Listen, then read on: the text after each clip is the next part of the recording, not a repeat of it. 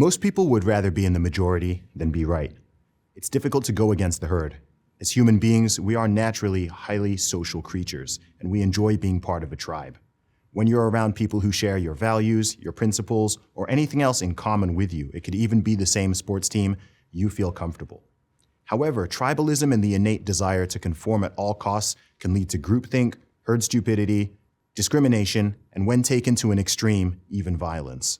Something that struck me over the past few years is how unwilling people are to go against the majority opinion or the popular opinion on any given subject, even when the majority position is objectively wrong or simply immoral. It's important to not assume that the majority or popular position is always right, simply by nature of it being the majority opinion. I'm sure you can think of times in the past where that has certainly not been the case.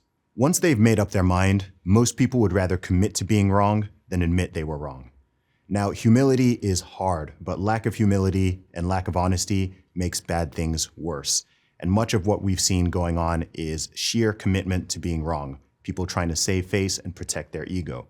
Now, instead of saying, we were wrong or we made a mistake, people say, the science changed. Now, you don't need to commit to being wrong. It's foolish to wrap your identity and ego around your own wrongness. Change your mind when you're presented with new information or a better argument. It's easier to fool a person than to convince them that they've been fooled.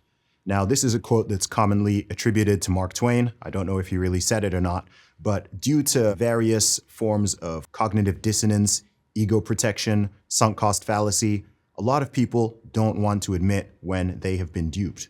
Now, nobody likes being wrong, but when you are proven to be so, it's better to take the short-term pain of the ego than it is to barrel off a cliff, metaphorically or literally. If we want to avoid a hyperpolarized society, we all need to be able to be a little bit more humble and a little bit more empathetic. I think that's the way forward.